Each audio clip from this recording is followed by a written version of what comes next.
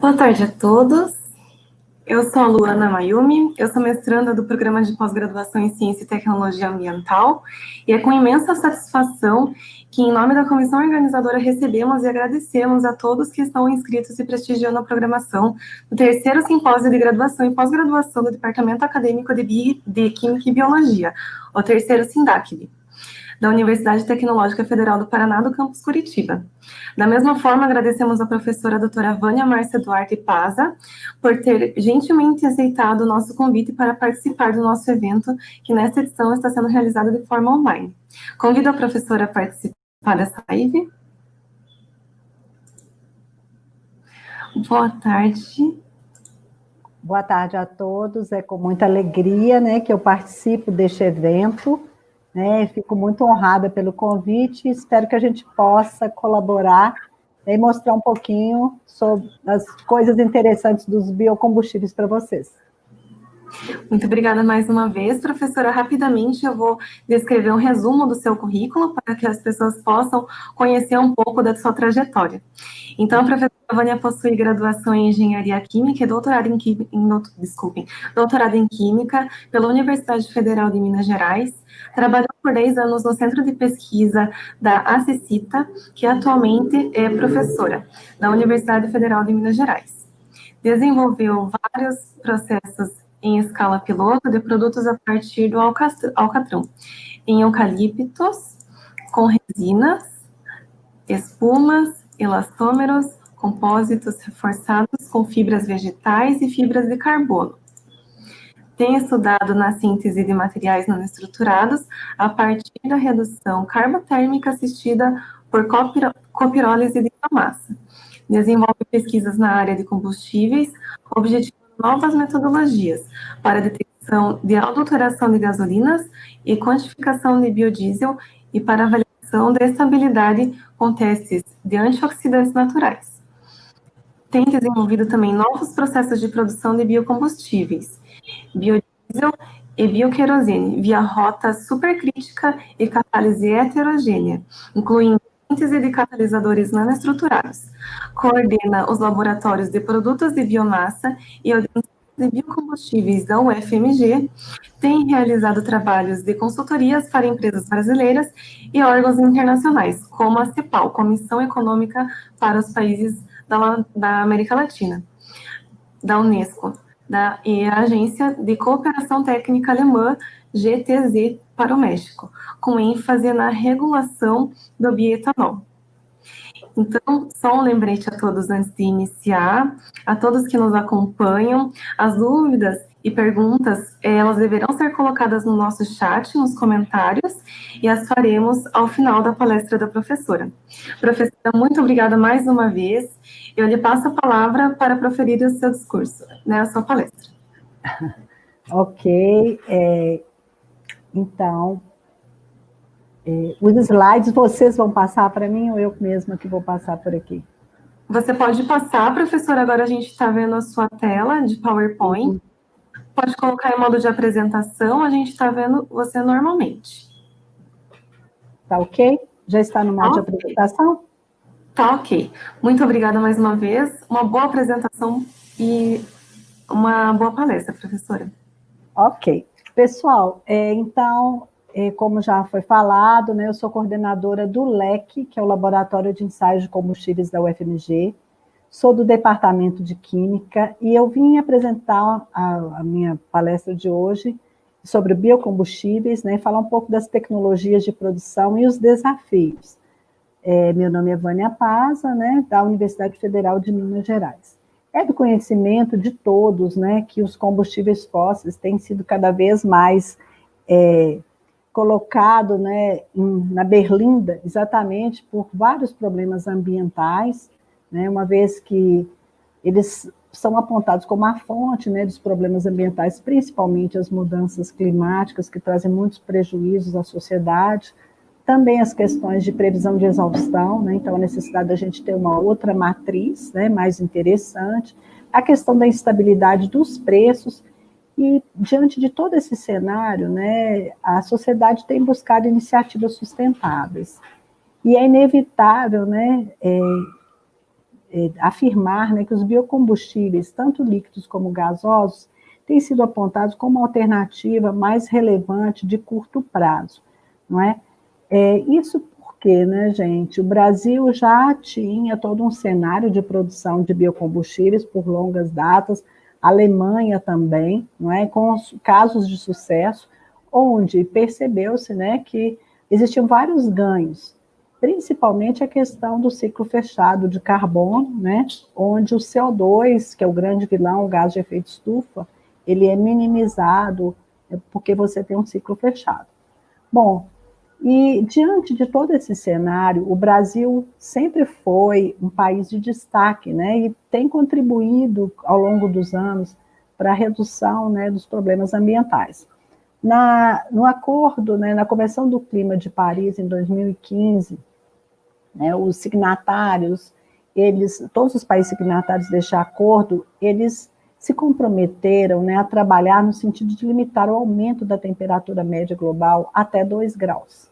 E o Brasil, então, assumiu, né, a sua contribuição nacional determinada, que chama NDC. Né, qual que é o nosso compromisso? É de reduzir até 2025 37% das emissões de carbono. E até 2030, 43% essas emissões baseadas em 2005. Isso está num documento, né, em vários documentos. Aqui a gente tem um RenovaBio, né, que é muito importante também para o nosso país. E aí mostra que a gente tem um para-casa muito grande, né, com muitas questões para serem trabalhadas.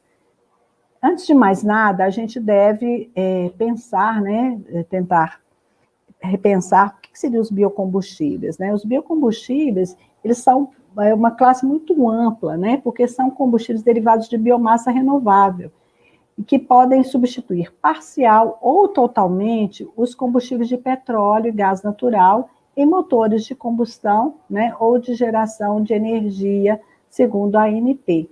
Né? Então, a gente tem alguns combustíveis, mas a gente poderá diversificar muito mais a nossa matriz energética. Qual que é a importância desses biocombustíveis? Né? Em primeiro lugar, eu gosto muito de falar da segurança energética. Né? Um país como o Brasil, que tem uma extensão territorial muito grande, tem um clima, né, um índice de insolação muito alto, nós não precisamos ficar à mercê de outros países, né, para suprimento de energia. Se a gente demandar mais energia, nós podemos plantar. Então, essa segurança energética, isso é muito importante para qualquer país. Né? Obviamente, isso só é possível quem tem uma extensão territorial imensa, como o Brasil. Né? Outra importância, né, da questão que a gente já falou, de ser ambientalmente correto, das emissões de CO, de SOX, porque não tem enxofre. Né? Então, a redução dessas emissões, quando a gente usa biocombustíveis, é notável, né? Também a gente deve ressaltar que no Brasil, quando a gente usa etanol, a gasolina, o etanol, ele atua como um antidetonante, e ele substitui o chumbo tetretila, que é muito tóxico. Então, aí também a gente tem ganhos ambientais, né? Sem falar na geração de emprego e renda no campo, né? A fixação de mão de obra, né, nas áreas mais carentes, geração de emprego com redução desse êxodo rural, que normalmente, né, as pessoas das áreas mais pobres, da área rural, vêm para as grandes metrópoles, né, e normalmente se envolvem, não é normalmente, mas você tem muitos casos, né, de aumento de criminalidade por desemprego, né, por dificuldades que vêm passando nos grandes centros. Então, os biocombustíveis, eles trazem esse ganho também social, né, e que não deve ser posto de lado. Né? E os combustíveis, hoje, né, quais são os principais combustíveis que nós temos? A gente tem a gasolina, né, que é o derivado fóssil constituída de hidrocarbonetos de 5 a 9 átomos de carbono, com compostos aromáticos e olefínicos, né, com duplas ligações. A gasolina, ela vem sendo substituída parcialmente ou totalmente por álcoois. Aqui no Brasil a gente tem etanol, mas outros países o pessoal trabalha com o butanol, né? Nós temos também o diesel. O diesel é um combustível o mais importante do Brasil, né? Porque através dos caminhões a diesel, dos ônibus, é que você tem, principalmente os caminhões, você tem todo o transporte da produção industrial brasileira, não é? Então, são formados por hidrocarbonetos de 15 a 20 átomos de carbono, né, de alcanos e cicloalcanos, né? E o diesel, ele tem sido substituído parcialmente pelo biodiesel, e o Brasil hoje tem destaque em nível mundial. Nós temos agora um novo biocombustível, né, para substituir o querosene de aviação, que o querosene, ele é constituído de misturas de hidrocarbonetos de 9 a 15 átomos de carbono, mas são carbonos cíclicos e ramificados, né? Então é um combustível diferenciado, ele requer, os requisitos de qualidade dele são muito maiores, né? E para fazer um bioquerosene, né, não é fácil, então esse é o grande desafio hoje da área de biocombustíveis, que a gente pode falar que seria o biocombustível do futuro. Bom, agora nós, já passando uma panorâmica geral, nós vamos então falar sobre alguns combustíveis, principal, né, que a gente não pode deixar de destacar é o etanol. O etanol, ele pode ser produzido por diferentes rotas. No Brasil, ele é produzido por uma biomassa açucarada que é a cana, mas ele também pode ser produzido em outros países pela beterraba, né, onde você, então, tem a extração, né, por pressão ou difusão, onde você tem o caldo, né, ali, açucarado, essa solução açucarada, que vai para o processo de fermentação, destilação e produz o etanol. Bom, no Brasil, essa é a nossa rota principal. Agora, nos Estados Unidos, nós temos a produção do etanol de milho, predominantemente, né, que é uma biomassa rica em amido, mas poderia ser produzida a partir de mandioca, de trigo, né, onde é feita a trituração, né, para exposição do amido, depois faz-se a hidrólise enzimática, produzindo, então, uma solução açucarada fermentável, né, que posteriormente irá, então, originar o etanol, que será purificado via destilação. E mais recentemente, nós temos o etanol de segunda geração, né, que é um combustível, um grande desafio, né, que é a transformação da biomassa celulósica, né, de resíduos, né, imagina você pegar palha, você pegar o bagaço, né, e você então triturar e separar a lignina da celulose, depois você vai promover a hidrólise, o que é um grande desafio, o custo ainda é muito alto, pode ser a hidrólise ácida ou enzimática, para só então a gente obter a solução açucarada. Esse é o etanol de segunda geração, e é o grande sonho, né, nosso, brasileiro e da humanidade, uma vez que a gente poderia transformar todos os resíduos agrícolas em etanol. Isso é muito importante para um país como o Brasil, que é um país do agronegócio, né, gente, onde a gente tem uma geração muito grande. Então, nós temos várias rotas. O Brasil predomina, então, a cana. Nos Estados Unidos, que é o maior produtor de etanol do mundo, nós temos a produção pelo milho. Devemos ressaltar que esse processo nosso é mais eficiente, né? A gente não tem tempo para discutir a questão da eficiência energética, mas o etanol de cana é considerado o etanol avançado devido à sua eficiência energética. Bom, gente, o etanol não é uma coisa nova. Desde 1920, o Brasil já tinha seus primeiros estudos com álcool combustível. Na verdade, a história do etanol se confunde com a história do Brasil, né, desde a época, então, dos senhores de engenhos, né? Então, a gente já tinha um engenho de cana. Em 1931, o governo federal tornou obrigatória a adição de álcool à gasolina importada. Olha só, 1931. Em 1933, a gente tinha o Instituto do Açúcar e do Álcool, que foi fundado por Getúlio Vargas. Em 1944, nós tivemos o plano de expansão da indústria sucro-alcooleira no Brasil.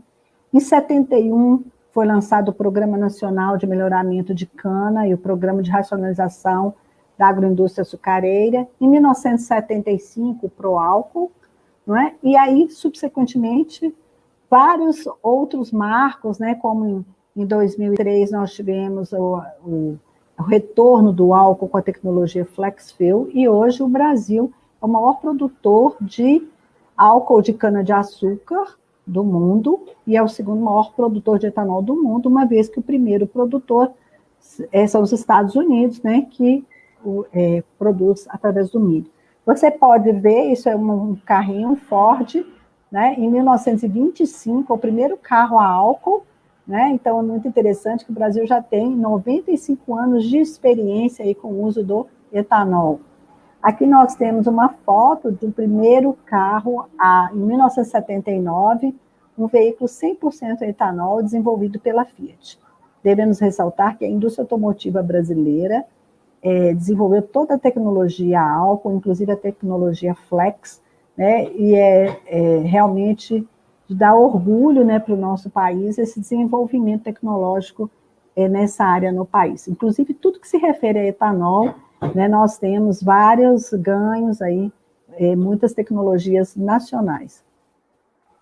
Bom, o etanol de cana, também, como eu já falei, né, nosso é o mais eficiente.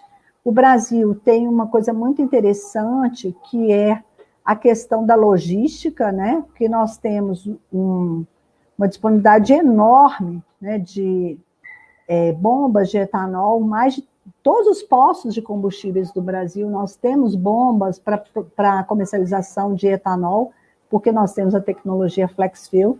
Isso é muito valioso, não é? E faz com que esse combustível seja realmente muito importante. E é um país no mundo que mais se adiciona etanol na gasolina. Na verdade, a gente não usa a gasolina, a gente usa um blend, né, com 27% hoje de gasolina no etanol. Então, temos um destaque mundial, né, pelo uso deste biocombustível. Bom, pessoal, a produção de etanol, ela é concentrada, né, aqui no Nordeste. Então, como eu falei, né, desde a época lá, né, dos engenhos, né, das capitanias hereditárias. Então, essa é uma área, né, onde a gente tem muita plantação e usinas de álcool, e também no interior de São Paulo, Paraná e Minas Gerais. A gente sempre falou, né, que não se precisava preocupar, porque o álcool não seria plantado na floresta amazônica, não é? Existia sempre uma distância, um distanciamento, porque havia sempre uma preocupação, né, de se utilizar as áreas da floresta amazônica para uma expansão, né, do plantio do etanol. Nós esperamos, né, que essa floresta continue sendo preservada e que o etanol seja plantado em áreas degradadas de pasto e áreas disponíveis, e que outras tecnologias sejam desenvolvidas, como o etanol de segunda geração, sem que a gente necessite utilizar a floresta amazônica para plantios de qualquer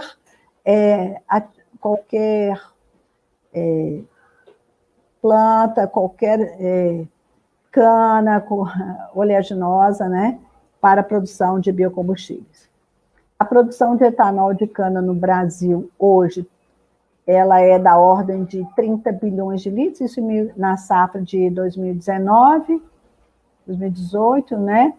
E 33 bilhões de litros. Nós podemos ver que 1/3 do etanol usado no Brasil é o etanol anidro, que é o etanol que é misturado à gasolina, e 2/3 é o etanol que é vendido, né, como álcool no posto, álcool combustível, para os carros flex. Nós temos, então, 400 usinas de etanol no país.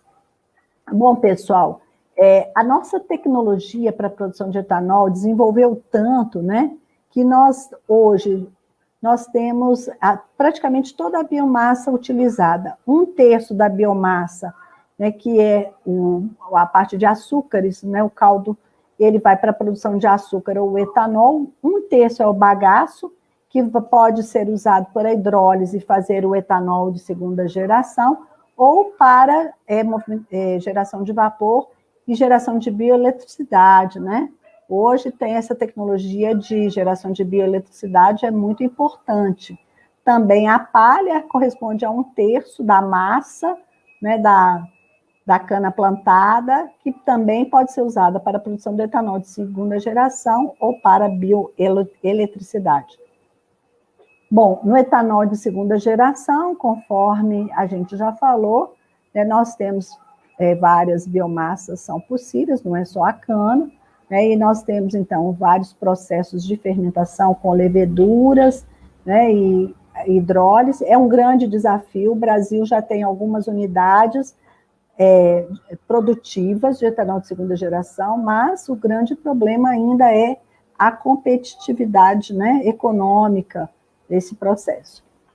E mais recentemente, né, o Brasil avança em uma outra área, não é, que é a produção de etanol de milho, né, usando a tecnologia americana. A partir de 2018, então é extremamente recente, o Brasil hoje tem 11 unidades produtivas, indústrias produzindo etanol de milho, né, nós temos ainda em construção, nós temos 3 usinas em construção e temos 7 projetos, então mais 10 unidades aí. Então, nós vamos começar a produzir o etanol de milho. Por quê? Porque nós temos sobra de milho, né? Quando a safra é muito grande, a questão que o milho também pode ser estocado, a questão da importância do etanol para o mercado internacional, o mercado interno. Então, tem vários ganhos aí que são relevantes. Bom, já passando agora para um outro biocombustível, o biodiesel.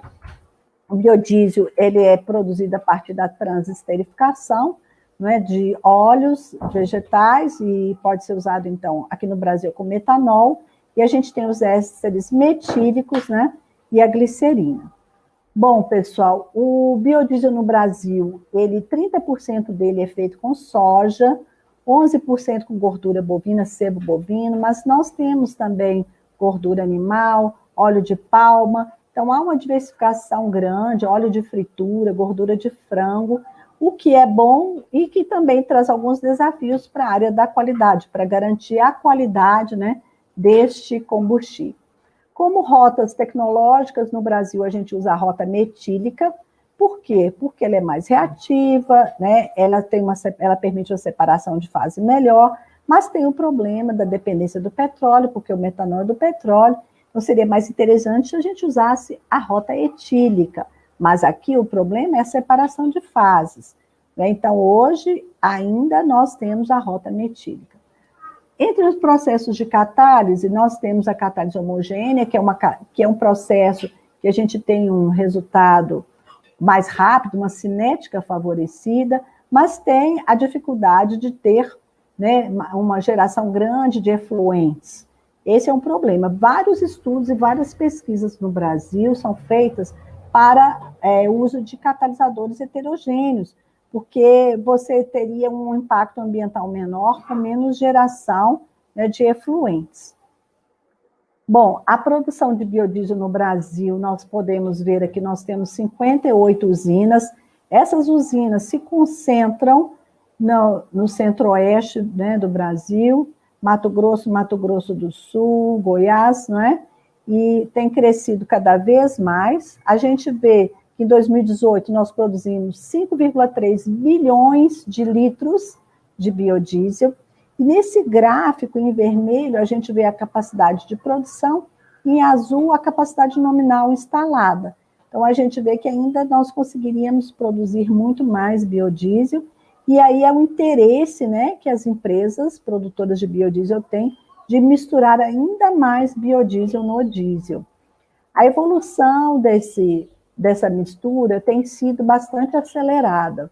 Nós começamos em 2008 com 2% de biodiesel no diesel, isso foi crescendo de forma bastante acentuada, e agora, em 2020, nós passamos, março, né, para 10%.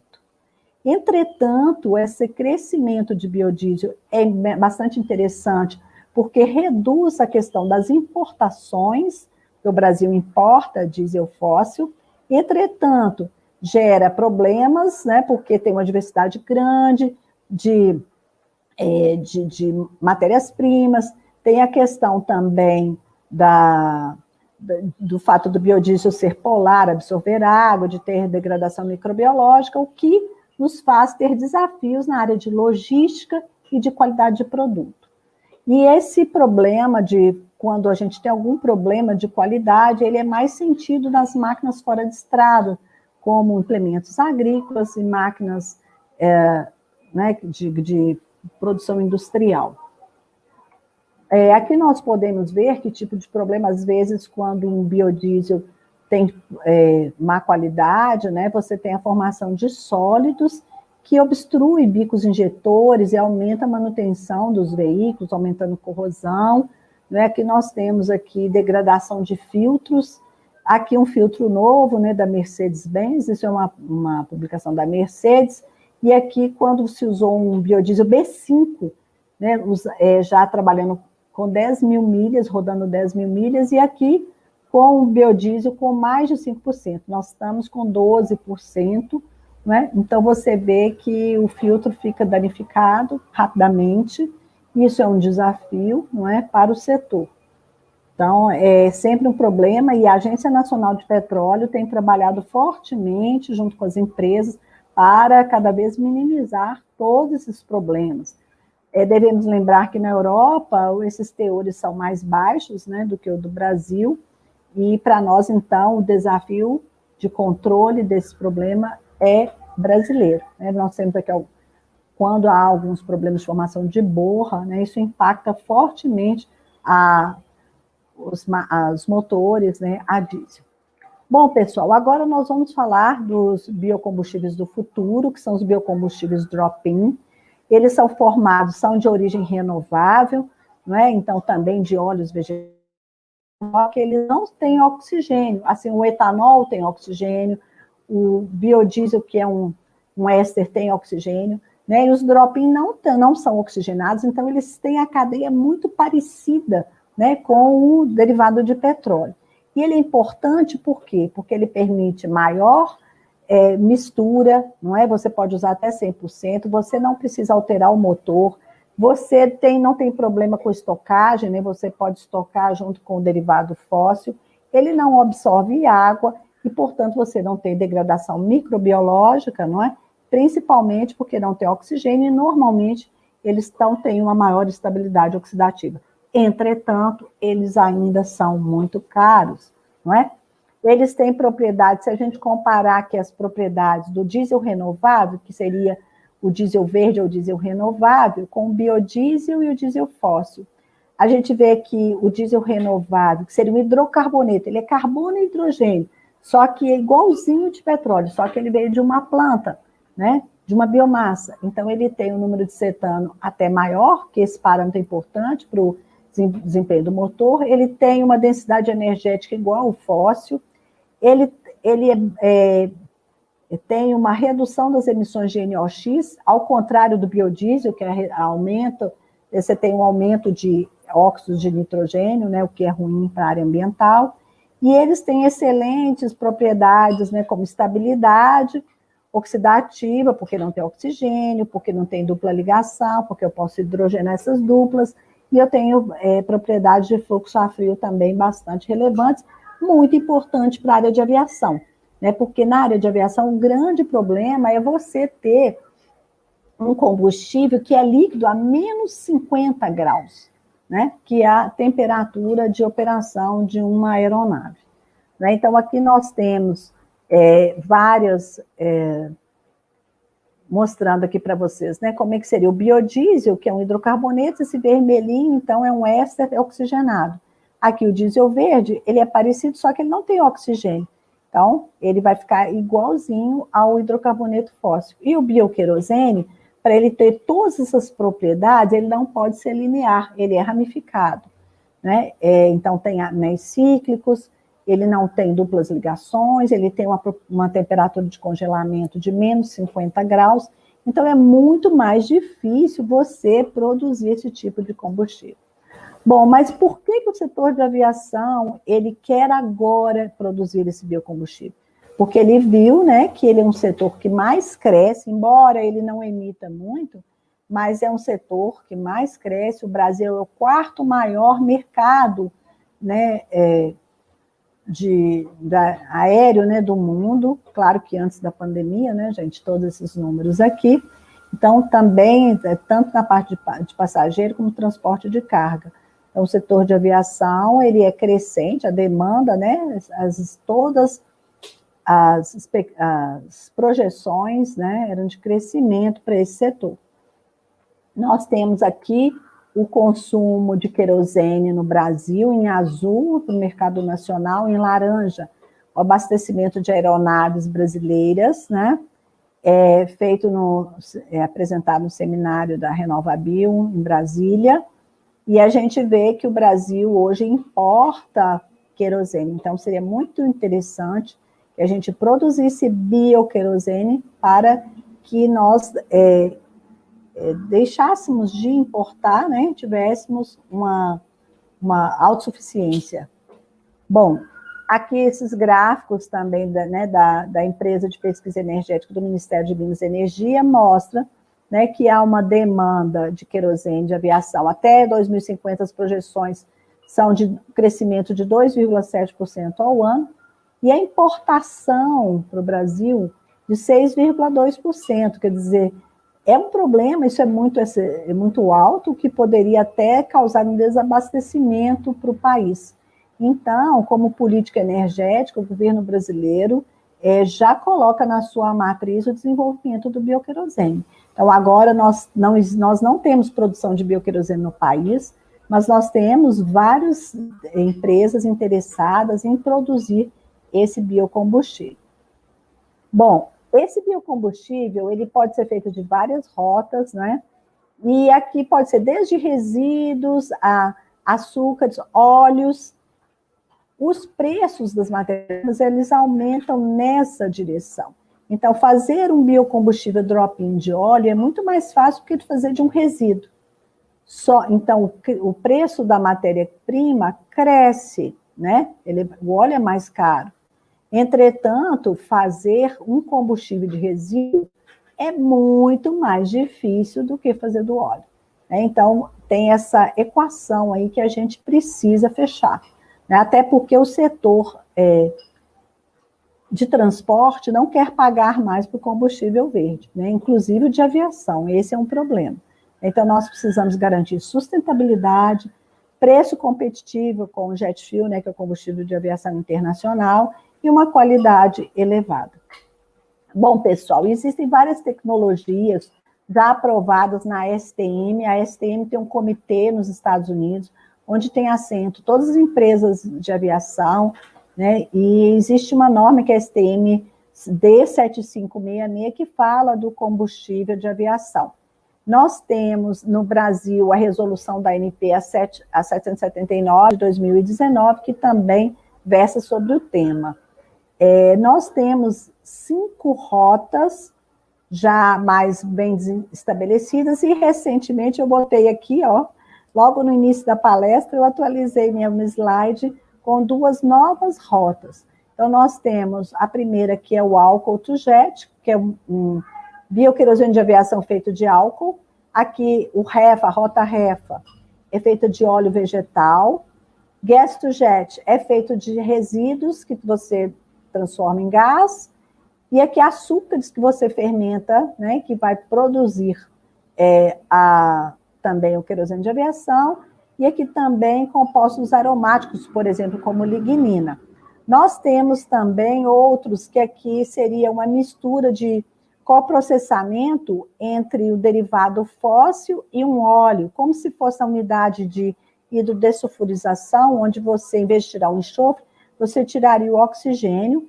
E também você tem aqui uma outra rota, que é uma degradação térmica catalítica, né, para produzir o jet fuel, né? Então, são várias rotas. Aqui, muito rapidamente, eu vou mostrar para vocês a álcool to jet, que normalmente vai fazer o álcool, conforme a gente já falou, a cana e milho, né? Você faz a fermentação e produz o álcool.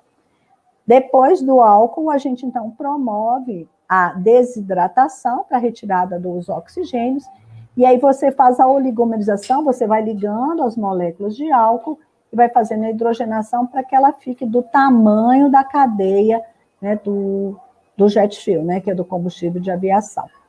Essa aí é uma rota bastante promissora para o Brasil por envolver o etanol. Nós temos aqui, essa é a mais desenvolvida, né? No mundo existem já aviões rodando, nos Estados Unidos, na Europa, já tem aeroportos que recebem esse tipo de biocombustível, que você pega o óleo, e você faz a hidrólise, né? Você pode fazer uma hidrólise térmica, né, ou então usando base, por exemplo, e depois você faz a hidrogenação, a hidrodesoxigenação e o craqueamento, seguida de isomerização, destilação. Conforme vocês podem ver, é muito mais complicado do que fazer um biodiesel, né? Você envolve o uso de hidrogênio em alta pressão, você envolve altas temperaturas e catalisadores também caros. Durante a produção, né, do combustível de aviação, né, a partir de óleos vegetais, existem várias reações que acontecem. A desoxigenação, né, onde você tira a parte do oxigênio, a hidrogenação, para que ele tenha uma estabilidade térmica excelente, craqueamento, para você ajustar o tamanho da cadeia, isomerização. A isomerização é de extrema importância, gente, por causa da questão aí das propriedades a frio, etc. Tá? E depois, assim, a gente tem, quando usa resíduos, aí nós vamos para a pirólise, né? Gaseificação, trabalhamos com alta temperatura. Na gaseificação, a gente pode ter o gás de síntese, que é o CO e hidrogênio, e pela síntese de Fischer-Tropsch, a gente gerar biohidrocarbonetos. No mundo, já existem muitas unidades utilizando já em fase semi-industrial, não é? Mas no Brasil ainda não, né? E também essa é a parte mais desafiadora para trabalhar com a lignina, né, e bioóleos, biocrudes, né, para produção, então, de combustível, de biohidrocarbonetos. Muito desafiador, matéria-prima super barata, mas o processo muito difícil. Né? Então, aqui são mais os detalhes do Fischer-Tropsch, você forma o gás, a liquefação aqui para a produção do biocrude, você trabalha com alta temperatura e alta pressão, meio que simulando o que a Terra faz para produzir o petróleo. Pressão, temperatura, e você tem, em poucos minutos, em 30 minutos, a biomassa vira um petróleo, não é? Que é um chamado biocrude. E também temos o carvão. Aqui nós temos uma rota interessante, que é uma rota da Amyris, que é uma empresa brasileira, não é? Que foi produzida por um acaso, dizem, né, que foi por um acaso. Eles estavam fazendo uma fermentação para a produção de um fármaco e eles produziram uma molécula, que é o farneseno, que ele tem o tamanho e as ramificações, né, exatas para um bom bioquerosene.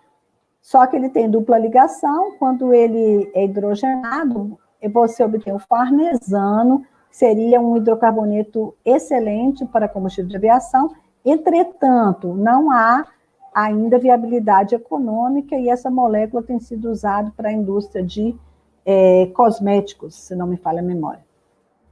Bom, pessoal, o tempo está muito curto, aqui é o nosso laboratório, eu tenho muitos slides ainda, né, mas o nosso laboratório eu queria mostrar que a gente é um laboratório bem montado, aí nós temos 20 anos de experiência no mercado, nós temos um prédio com 600 metros de área, com 10 milhões de reais em equipamentos, totalmente dedicados a atender o mercado de combustíveis, não é? Então, nós oferecemos nesses 20 anos a nossa experiência, a qualidade, né, já que o nosso laboratório ele tem acreditação na ISO 17025. Nós desenvolvemos pesquisas, né, então vendemos também para os nossos parceiros inovação e credibilidade, né, porque nós nascemos a convite da ANP, trabalhamos no programa de monitoramento da qualidade de combustíveis e hoje nós temos um PRH, que é um programa de formação de recursos humanos, também financiado pelo governo, pela ANP e pela FINEP. Nossos trabalhos, né, nós somos multiusuários, então nós vendemos desde análise para combustíveis, certificação de qualidade de produto, né, desenvolvimento de metodologias e processos, consultorias e formação de recursos humanos. Somos financiados por vários órgãos, né, federais e estaduais. Devemos destacar o nosso principal projeto nos últimos anos, que é montar o primeiro laboratório brasileiro para certificação de bioquerosene. É uma aliança estratégica feita com a convite, né, da empresa Boeing, com o governo do estado de Minas Gerais, a UFMG e a Codenge, que é a Companhia de Desenvolvimento de Minas Gerais, né? O Brasil não tinha um laboratório para certificar esses biocombustíveis de área de aviação que estão chegando, né? E isso não é nada fácil, envolve mais de 30 ensaios diferentes. Então, nós recebemos investimentos, estamos trabalhando para implementar essas metodologias. A primeira fase, ela começou em 2014, foi financiada pela Boeing, onde a gente implementou vários métodos, e depois a segunda fase é com o governo de Minas Gerais e a Companhia de Desenvolvimento do Estado de Minas Gerais, né, onde a gente já está aqui finalizando, né, para oferecer para o Estado de Minas Gerais e para o país, né, esse laboratório. Nós também estamos agora implementando uma unidade piloto para que a gente possa transpor, né, todas as tecnologias que nós desenvolvemos de processos em reatores em batelada para reatores contínuos, né? Porque são processos contínuos que são passíveis de serem aplicados industrialmente. Então, nós teremos reator contínuo, que vai trabalhar com alta temperatura e pressão, né, e com hidrogênio, né? E essa infraestrutura também está aberta a outros grupos e a outros projetos com empresas, né? Então, a gente está aberto a parcerias. Bom, só rapidamente, nós temos vários projetos nessa área, né?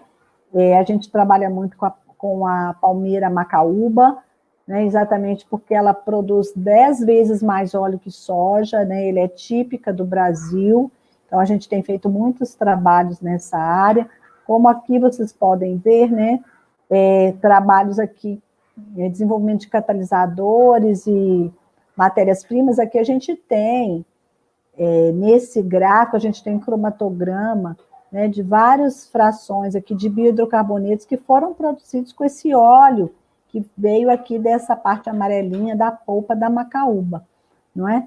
E cada fração aqui é um produto, e você pode ver aqui que nesse último cromatograma, a figura pretinha é o querosene de aviação da Petrobras, e a vermelha é a que nós produzimos da macaúba, né? Então, a gente desenvolve esses produtos.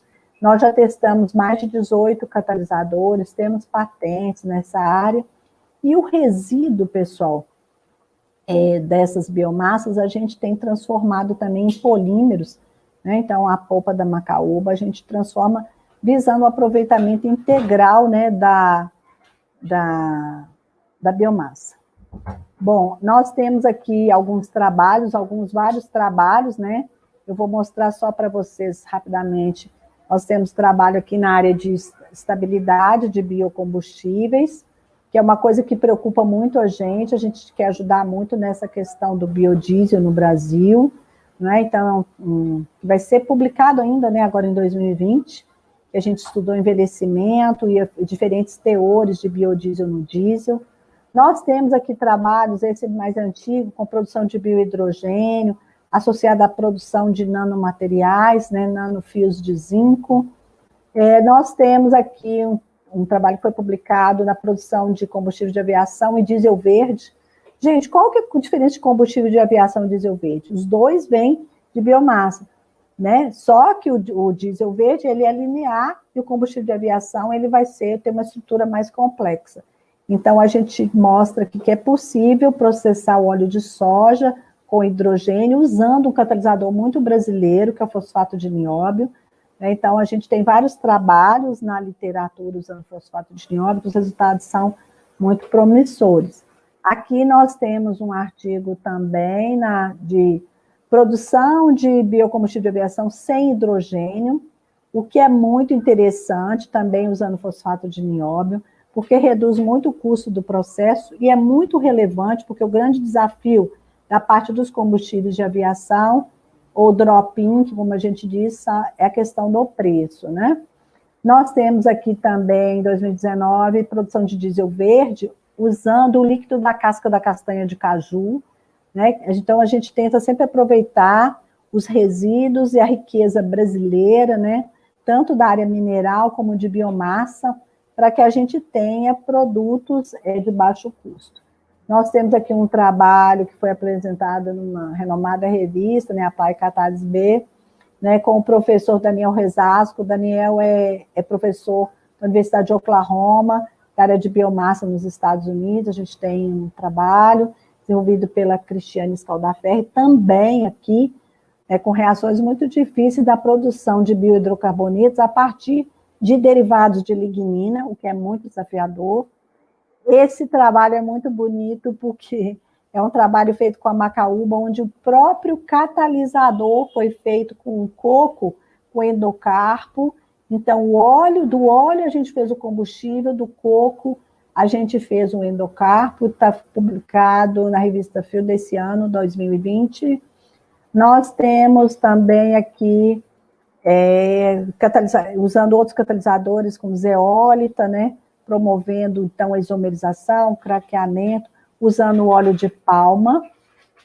E aqui nós temos a parte de diesel verde, bioquerosene, a partir da macaúba, nossos primeiros trabalhos, né, com a macaúba. Aqui nós temos produção aqui também hidroprocessamento, esse do ano passado, né, 2019, né, produção de combustível de aviação, também com fosfato de nióbio, né? E agora, o mais recente trabalho, que vai ser lançado, ainda vai ser produzido em 2000, vai ser...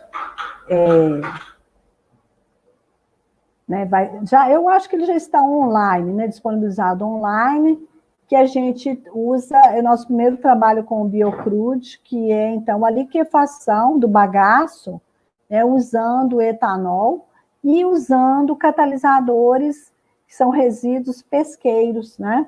Então, a gente tem uma parceria com a professora de Pernambuco e a gente utiliza, então, esses resíduos pesqueiros.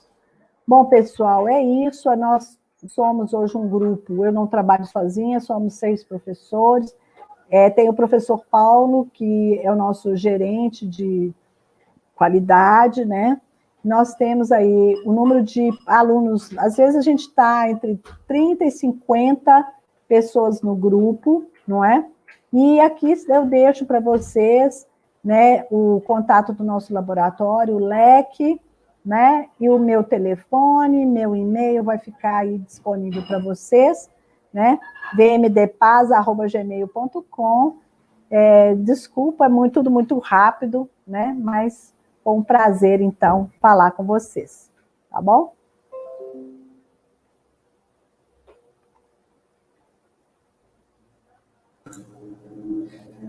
Muito obrigada, professora. Parabéns pela produção científica, isso contribui muito com a geração do conhecimento. A palestra foi excelente, gostaria de parabenizá-la pela brilhante explanação. Muito rápido. Muito rápido, o tempo é curto, mas a gente pode ver muito o panorama de como a ciência contribui com a produção de novas tecnologias e como isso impacta na nossa vida. Professora, eu gostaria de abrir, então, a sessão de perguntas. Então, para dar início, a primeira pergunta é do Henry. A pergunta dele é se, na sua opinião, né, há uma competição entre veículos movidos a biocombustíveis com os elétricos e os movidos a hidrogênio. Bom, é uma excelente pergunta, né? Excelente pergunta. Com certeza, toda tecnologia vai ter sempre uma competição com a outra. Mas a gente entende que o Brasil, ele é o país dos biocombustíveis. Então, toda tecnologia do biohidrogênio, né, ela faz muito mais sentido, ela vai fazer muito mais sentido para países que não têm extensão territorial grande, que não têm produção grande, não é? Então, o biohidrogênio, ele pode ser muito bom, mas eu acho que para a Europa.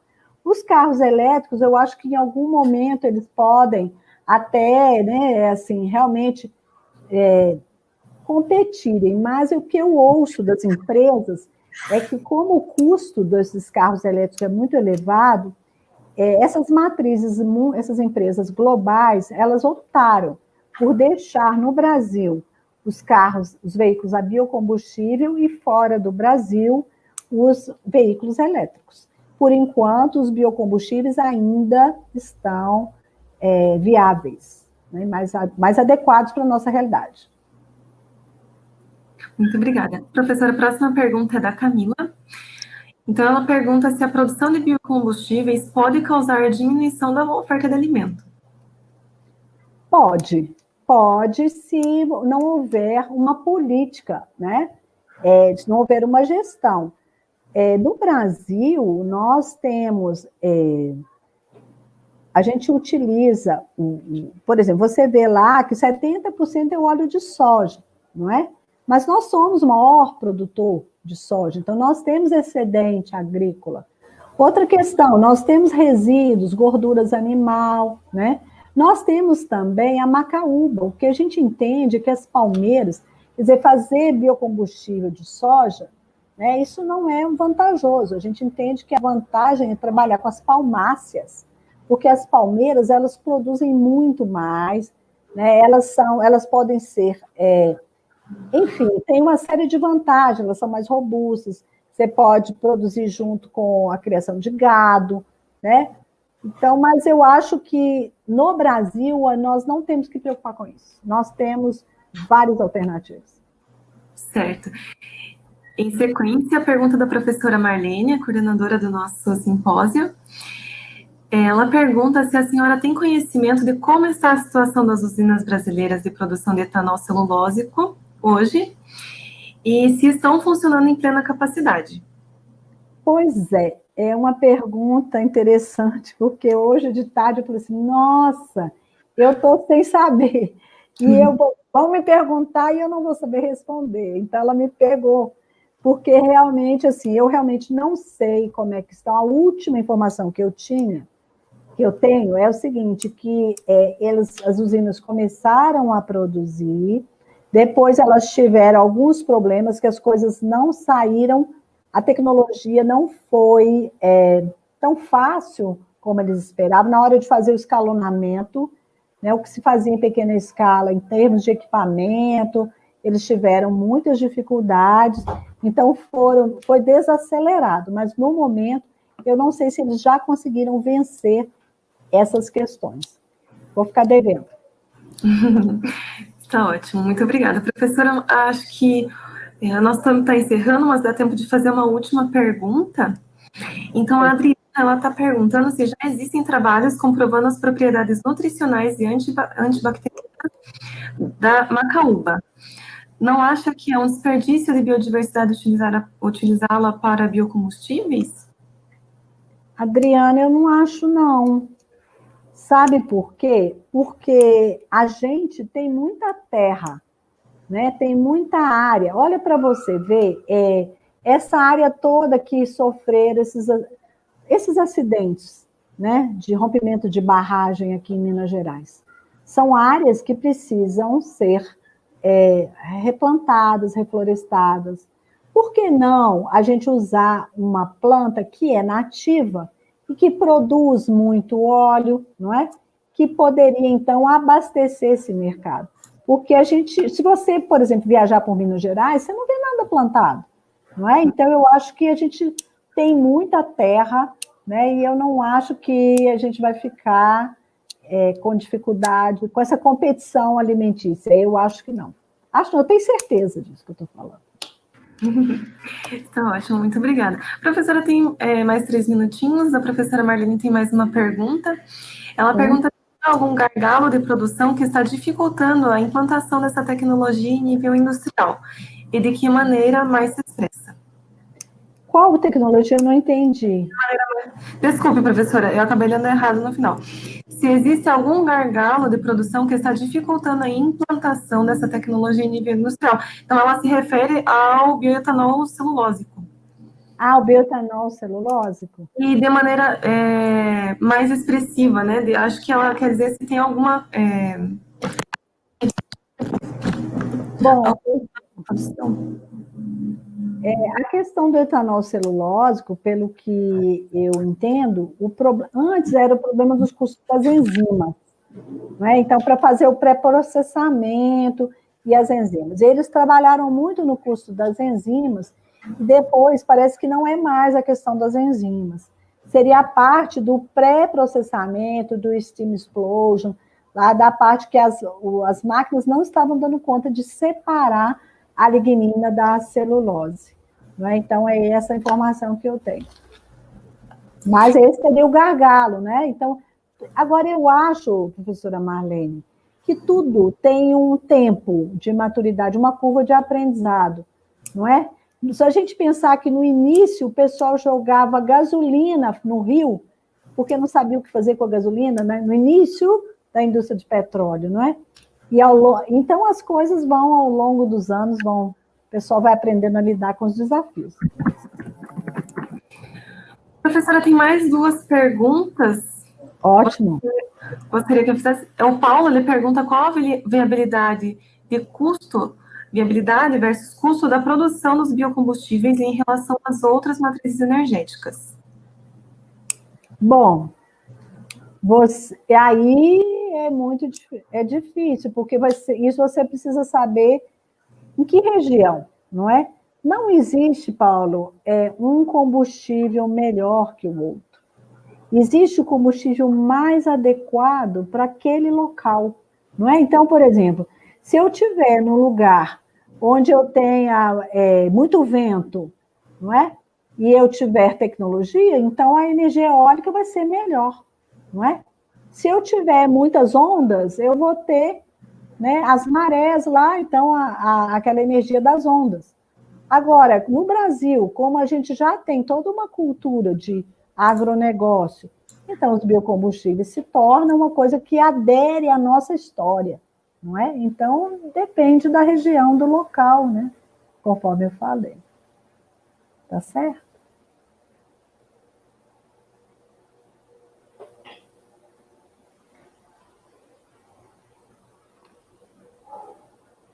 Eu não estou ouvindo.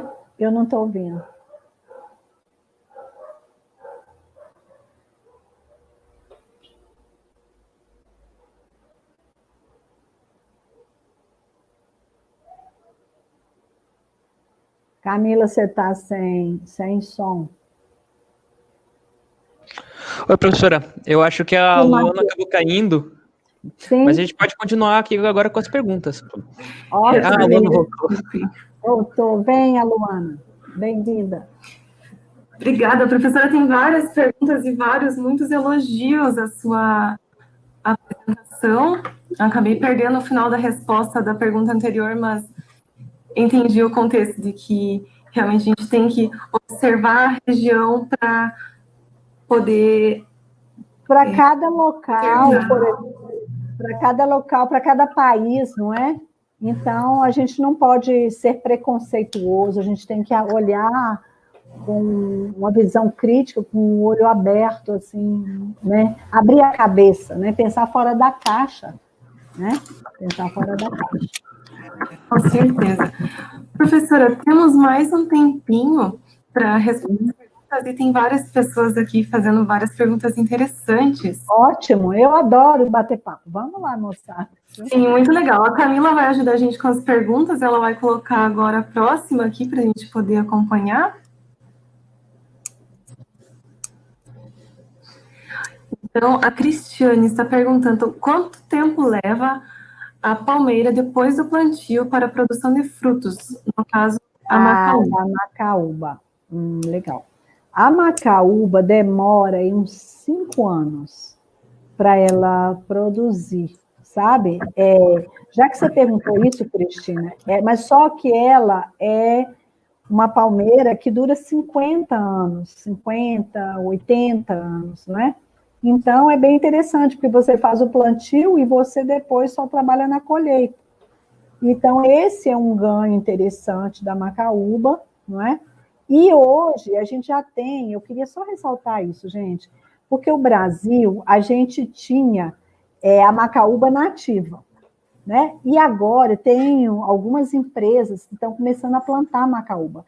E a gente tem empresas que já estão começando a colher a macaúba, né?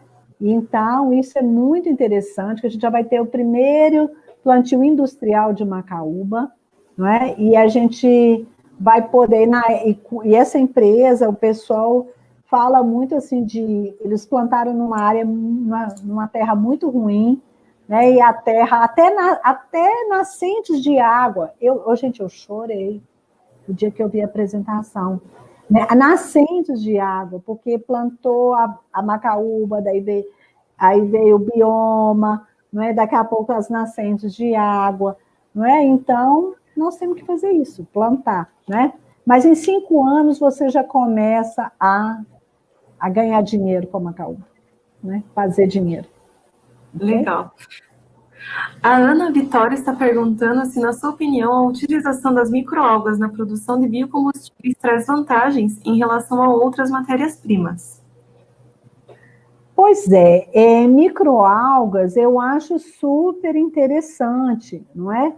E é uma tecnologia, você imagina o Brasil, né, com a nossa extensão, né, de praias, então quantas algas, as fazendas de algas, não é?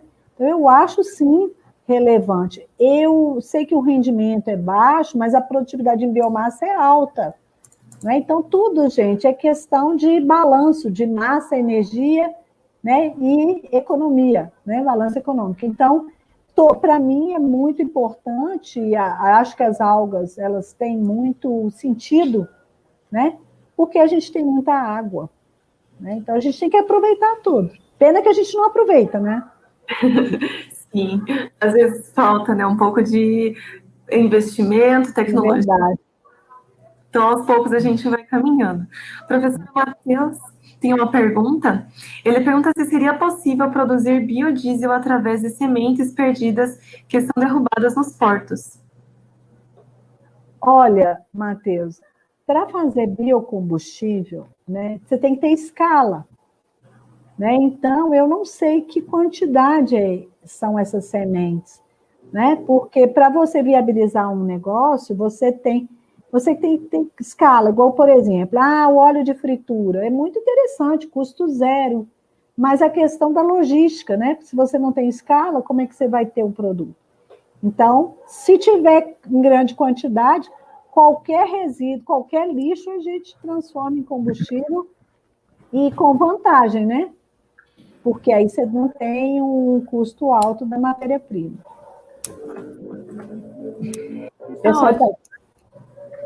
Mas é isso, eu acho que é um assunto muito interessante, que vocês tenham orgulho do Brasil, assim como eu tenho, que vocês não deixem de usar o etanol sempre que puderem, né? Porque é um biocombustível muito interessante, o biodiesel também, mas eu pelo menos não tenho carro a diesel, né? Então, nós temos realmente um país fantástico, e o Brasil fez muito com etanol, gente. Vocês precisam ler um pouco, se vocês aprofundarem, vocês vão gostar. Vem trabalhar comigo, vocês vão gostar mais ainda do etanol.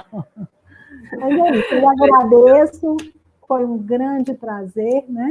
E um abraço a todos vocês aí, tá bom?